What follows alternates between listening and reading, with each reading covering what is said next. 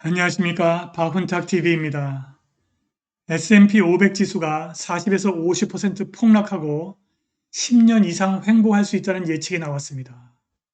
지금은 배당주에 관심을 가질 때인 것 같습니다. 인플레이션은 주식시장에 치명적인 악영향을 미친다고 알려져 있습니다. 그런데 인플레이션이 일시적이지 않고 10년 이상 장기적일 수도 있다는 예측이 있습니다. 리얼 인베스트먼트 어드바이저는 S&P 500 지수가 40에서 50% 폭락하고 2037년까지 횡보할 수 있다고 예측했습니다. 지금은 배당주에 관심을 가질 때입니다. 방송 마치기 전에 LG생활건강과 KTNG에 관해서 알아보겠습니다. 방송 시작하겠습니다. 구독 버튼, 알람벨 버튼, 좋아요 버튼 부탁드립니다. 최근에 여러 기사에 따르면 주식은 인플레이션이 높은 환경에서 잘 간다고 합니다. 주식시장이 GDP가 지속적으로 성장해서 발생하는 인플레이션과 함께 상승하는 것은 맞습니다. 그러나 역사적으로 볼 때 급격한 인플레이션 상승은 GDP 성장뿐만이 아니라 주식시장에 매우 불리한 환경을 유발합니다. 인플레이션의 상승은 역사적으로 위기 상황과 동시에 발생했습니다. 은행 위기에서 경제 침체, 파괴적인 약세장에 이르기까지 인플레이션의 급등은 다양한 위기를 촉발했습니다. 리얼 인베스트먼트 어드바이저가 인플레이션과 주식시장의 상관관계를 보여주는 차트를 제공했습니다. 자, 이 차트에서 이 파란색 부분은 인플레이션, 붉은색 부분은 디플레이션, 검정색 선은 S&P 500 지수입니다. 지금 이 부분은 S&P 500 지수의 백데이터입니다.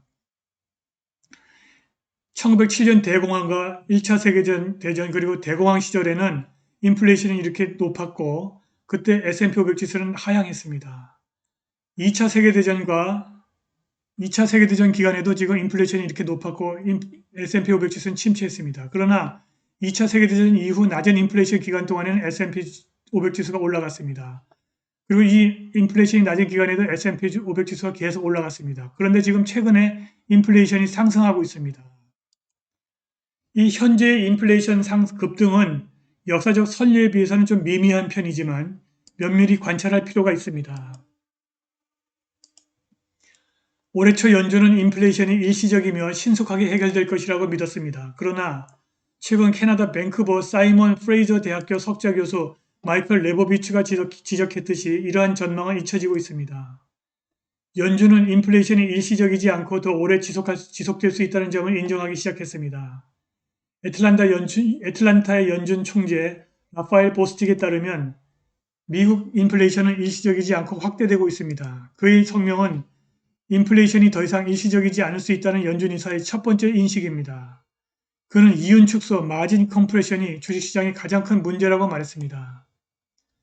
인플레이션으로 인해서 기업 이윤이 축소되고 이것이 주식시장을 끌어내린다는 것입니다. 1970년대의 두 에피소드를 포함하여 7개의 인플레이션 기간 중 6개에서 기업은 이윤 축소를 경험했습니다.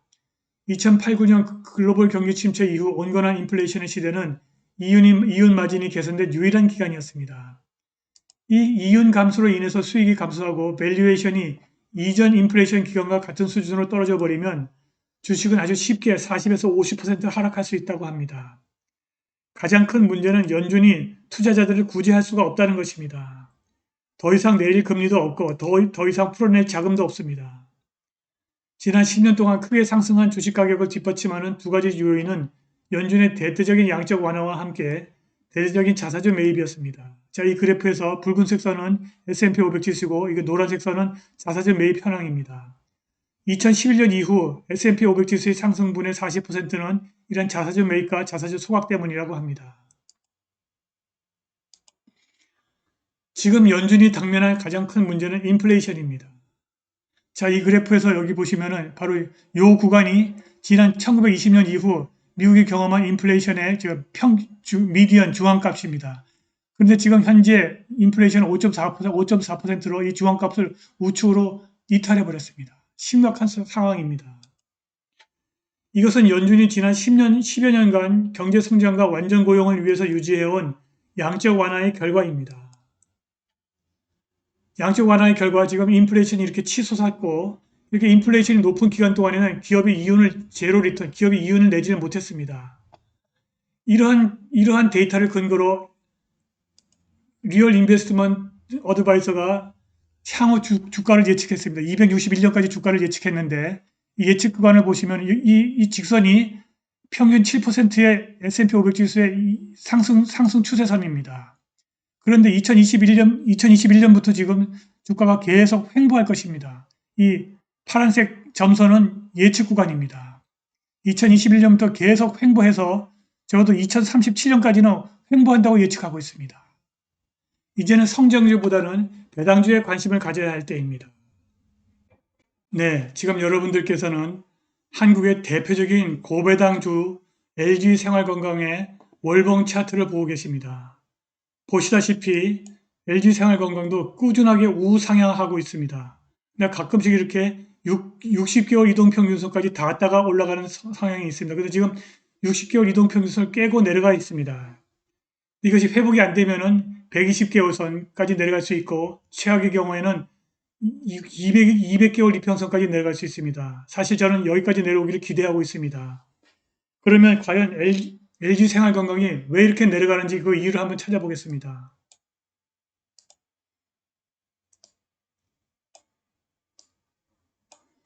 자, LG생활건강의 재무분석 보시겠습니다.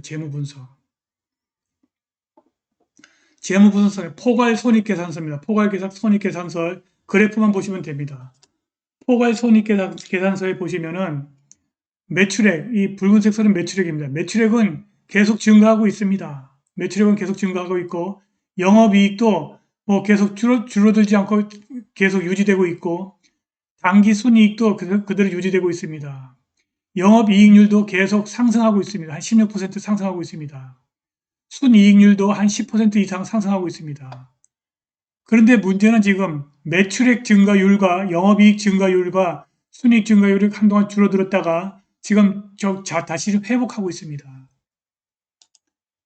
재무 상태를 보시면은 부채 비율은 꾸준하게 내려가고 있습니다. 예, 부채 자산 총계도 증가하고 있고 부채 총계도 약간씩 내려가고 있어서 부채 비율이 내려가고 있습니다. 유동자산 증가율도 계속 치솟고 있습니다. 굉장히 우량한 종목입니다. 그럼 도대체 뭐 때문에 내려갈 것일까요? 현금 흐름표 보시겠습니다. 영업활동 현금 흐름도 굉장히 좋습니다. 그런데 뭐 때문에 이렇게 내려가는지 확인해 보겠습니다. 자, 보시면은 영업활동으로 인한 현금 흐름이 꾸준히 상승하고 있는데 전년 대비 약간 줄어들었습니다. 바로 이렇게 조금 이런 비관적인 요인 하나 때문에 저렇게 주가가 폭락하고 있는 것입니다. 투자 활동으로 이런 현금 흐름은 마이너스로 계속 투자 활동이 되고 있고 재무 활동이라는 현금 흐름도 지금 마이너스로 재무 활동이 계속 일어나고 있습니다. 그런데도 불구하고 주가가 이렇게 많이 내려간다는 것은 조금 지나친 면이 있습니다. 그러나 만약에 미국에서 금융위기가 터지고 하면은 기업 외적인 시장적인 요인 때문에 많이 내려갈 수 있으니까 120선이나 120개월 선이나 200개월 선에서 매수하시면 좋은 선택이 될 것 같습니다. 다음으로는 KTNG에 대해서 알아보겠습니다. 네, 지금 여러분들께서는 우리나라의 또 다른 대표적인 고배당 주식 KTNG의 월봉 차트를 보고 계십니다. KTNG는 지금 이미 주가가 많이 떨어져서 지금 200개월 이평선에서 딱 지지를 받는 모습을 보이고 있습니다. 그리고 최근에 반등을 시도하고 있습니다. 그렇다면 과연 KTNG가 왜 이렇게 떨어졌으며 과연 여기서 계속 반등을 할 수 있을지 알아보겠습니다.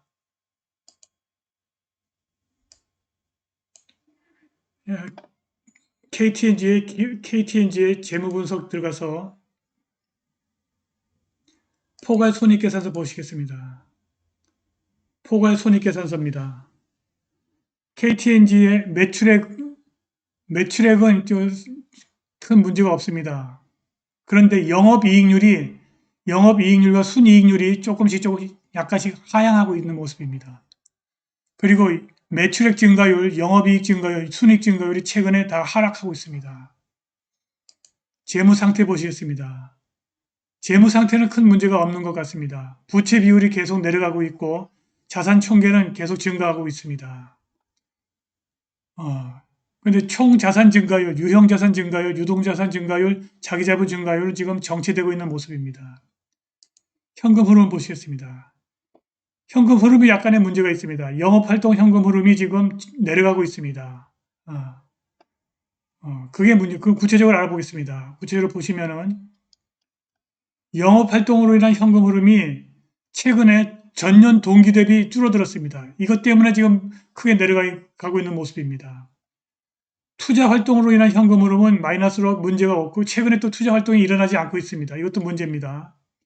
재무 활동은 정상적으로 마이너스로 일어나고 있습니다. 그렇다면 과연 S&P KTNG가 이 200개월 이평선에서 지금 지지를 받고 있다면은 이건 여기서 조금씩 매수하는 것도 좋은 전략입니다.